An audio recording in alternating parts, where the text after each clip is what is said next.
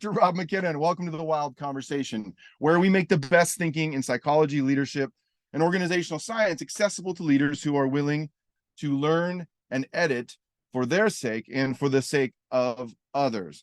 And last week, we kicked off this new series about seeing your people, and we put in parentheses better. And the topic to frame it all was around the science that changed our world.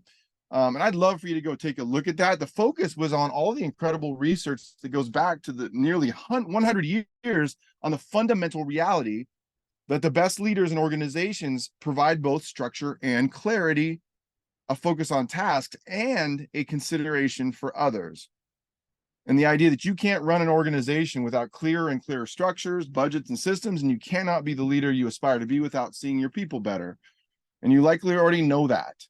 But if you don't, I promise you that the CEOs and owners of businesses out there and the managers we deal with, those that I would want to work for anyway, know that both are necessary. And the truth is that we must provide structure and clarity and provide care and consideration. That was kind of the main point last week. We must structure the work and we must see our people. And a system for structuring the work, absent a system for seeing the people, will not get us all the way to our goals. It's what we talked about last week. And I want to say, if you weren't there, that tension you feel, I think that we all felt invited to between those two things, doesn't make you weird or bad. It makes you real. And I would suggest that accepting the tension will likely also move you closer to wholeness. I think it's something that some of us don't feel invited to accept. But today we're going to go deeper than a broad statement about the necessity of caring for people and providing structure. Today we're going to go dig into things we experience every day related to those two things. And today we're talking about empathy. And when we launched in today, I asked you to make a choice between a surgeon who is either direct or who cares about you, and a leader who is direct or who cares about you, or a future spouse who is direct or cares about you. I love it a little too much that some of you are frustrated that I make you choose, but there is a reason behind the madness. And the reason is this: both directness and empathy are necessary for us to receive that from leaders. But it's much easier said than done. And I wouldn't want you to feel broken or ashamed if you feel lower on empathy or lower on directness. Quite the contrary. I hope you feel invited to understand that better, and accept the reality that you can get better at either or both. And the other thing that I hope you hear and feel invited to is that we do have defaults as leaders. Some of us are likely more naturally full of empathy with others, and others of us are more direct. So I would say this is one of the big, I think, challenges of WiLD leaders that we put out there, that one size does not fit all. People have different defaults, not just in terms of personality and those kinds of things, but I'm talking about emotional defaults or ways of more naturally communicating with others. And that also means that we have different learning to do. And so for me to talk about empathy, I kind of have to talk about the whole thing. And I think that's pretty amazing, right? Like, this is why one size fits all books don't really catch us, because they're going to miss. And I've said this before, we wish there was just one more page that described our reality. And finally, I want to say this too, that the opposite of empathy, a lot of people do think of it this way, is not meanness. I want to suggest to you that the opposite of empathy is directness. And that's important to consider. And when I say opposite, I talked with my wife about this because she thought I was saying that it was kind of its enemy. And what I'm suggesting in terms of opposites is that it's a paradox. And those of you that know me know that I embrace these tensions because I see them all the time in the leaders I work with and talk with. And so many of you are my friends. Is like that there's a tension between these two seemingly contradictory things, both of which are important and true: directness and empathy. And I want to suggest to you that you can be mean to others because you're too direct, or you can actually be mean to others because you feel what others feel too deeply. And I'll get back to that, what I mean by that, in just a second. And so as a business owner or a leader or a manager, what I'm trying to invite each of us to see, while we want to think that business is business and personal is personal, it's just not so. Emotion when we lose control over it, is a huge driver of much of what we see in organizations. There's actually a whole thing called emotional labor in organizations that's been studied in depth. It's like, because people having to work hard emotionally is a huge just drain on people. And so I'd like you to think about the last challenge that you faced, a big challenge, and think about this. What percentage of the challenge had to do with very objective things like changing product lines, a lack of financing, or simply the challenge of engineering or services? And what percentage was related to people's feelings about something or about each other? What percentage of it was emotional in nature? That's what emotions are. They're feelings about things. And if you only had 100% to give, what percentage is systems and just realities, and what percentage are people's feelings? It's a hard question, I know, because feelings are invisible, but emotions play just as big a role as more objective realities. And a lot of times in business context, we kind of hide that. Jobs not being clear leads to people's feelings of frustration and feeling undervalued sometimes. And implementing new processes without including people in the decision can make them feel left out, a lack of belonging, or that you don't trust them. A new product launch that causes sales and marketing to fail, sales and marketing teams to fail to talk, causes all kinds of emotional rifts between people. And the reality, emotions are a huge driver. So let's get better at being both direct and empathetic at the same time, providing clarity and care. And so let's dig deeper into empathy. And by the way, I wrote a whole book. There's a whole chapter in my book, Compose, that digs a little deeper into empathy as well, if that's a resource that would be helpful to you. But as I'm saying this, know that the whole story is that the goal is to be more direct and more connected to others at the same time. That's kind of my first point. I would also say this, that it gets more obvious, that challenge for each of us, when we're under pressure or in conflict with someone else. Seeing our defaults tends to get more obvious. And I want to say this, that there are actually, in our research, there were 11 strategies that people were able to lean on that allowed them to show up well in high conflict moments, and especially in moments where they're kind of feeling that sense of a collision with someone else's feelings about something. And empathy was one of those key strategies that leaders identified. Empathy was a big one. And we found that those who are higher on empathy and those who are low on empathy show up very differently. Those lower on empathy tend to be higher. Listen to this for a second. They tend to be higher in our research on objectivity. Not surprising. And although we sometimes criticize those who don't feel as much as others, as being a little bit cold, these are also the people who can stand in the middle of the storm and not feel like everything is a personal attack against them.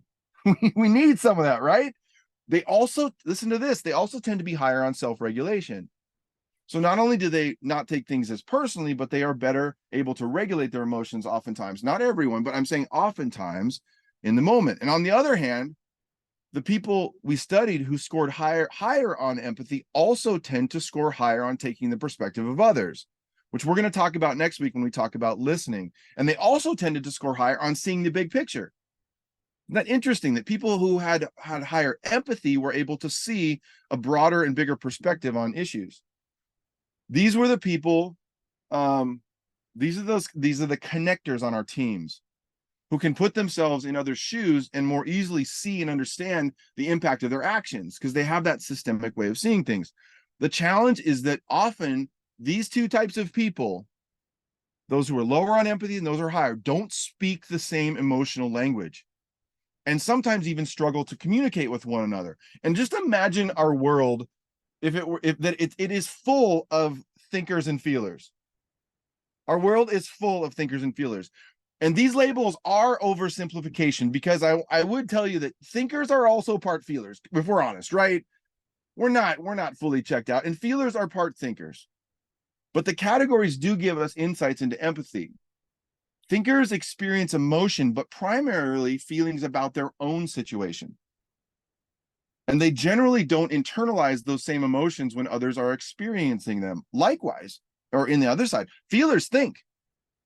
However, in times of pressure, the emotions of others might overwhelm their ability to think clearly. And the challenge for the feelers in the world is that in our business culture, being in touch with the emotions of others has historically been considered weak.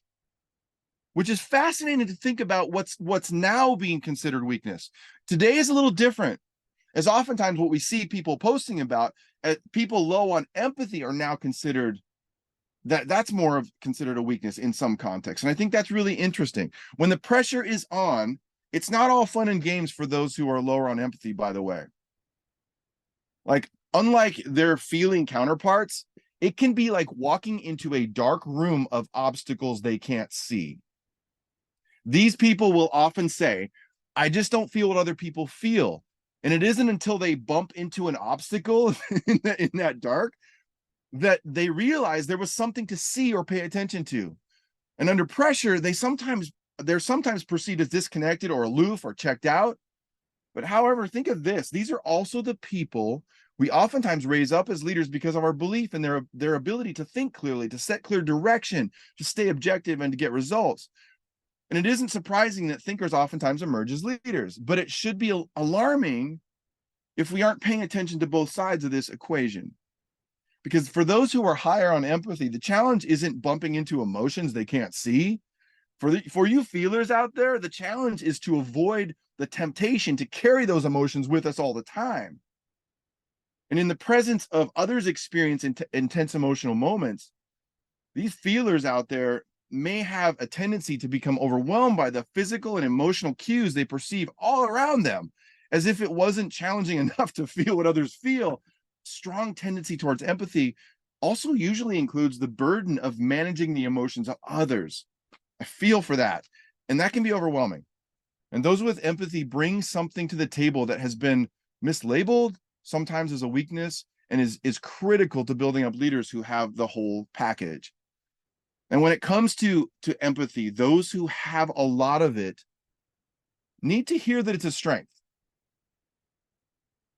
You need to hear that it's a strength. You are people who naturally bring insight, mindfulness, and care to situations where others might miss these connections. All the messages you may receive that you're too touchy-feely or emotional are likely coming from people who don't understand that emotional strength in you. That empathy is too often labeled as a fault or a part of something that's broken and needs to be fixed. And oftentimes that's what we talk about in business cultures. We need both kinds of thinkers and feelers. And imagine a world full of people who lack the ability to feel what other people feel.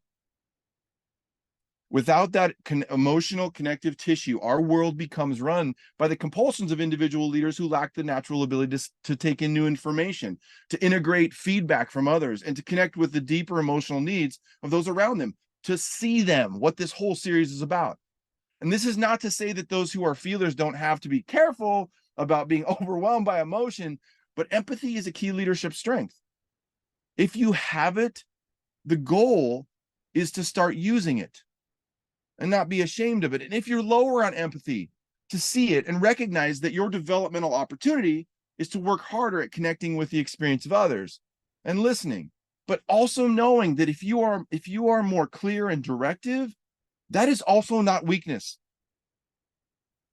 We need that clarity, but we also need you. I'm pointing at myself too in this. No matter which way you go, we need you to pay attention. Our people who follow us, who rely on us, who are on our teams, need us to pay attention to where we might need a little bit of work to be done. And we have so many resources for you regarding this. This is such an important part of what the WiLD Toolkit is about, what whole leader development is about, is seeing this complexity in each of us. My book is a pretty simple place to start. We have a whole assessment called the Leading Under Pressure Inventory that assesses empathy and gives you some strategies for moving forward in that as well. I even did a whole TEDx that kind of touches on this as well. But I would say this, that this is so fundamental to those of you who have used the WiLD Toolkit, our whole and intentional leader development toolkit, as a part of the developmental rhythm in your team. You get what I'm going to say right now, is that one of the things that those conversations do with that scaffolding is they increase empathy. And let me tell you why. Sharing our positions on things does not build empathy. This is why bumper sticker positional statements never moved or changed anyone. Empathy is built when we see each other. giving empathy a direct connection to what's often described as vulnerability. It's why vulnerability is a strategic move. When done thoughtfully and tactfully, it allows people to see us, not for our positions on our experiences, but for our experiences of our world. And that level of vulnerability invites us to feel what others feel, not to necessarily to believe what they believe, at least not yet. And this is why there's so much power in simple things, you all. A dinner together where we share our story. A team talking about their strengths and limitations. Actually, a team talking about their competencies, their individual competencies, and how that plays together actually builds empathy. A new friend who allows you to see them, and even those who are very different from us. And so that's a lot to begin to stir the pot as we jump into this conversation. So let us keep the conversation going.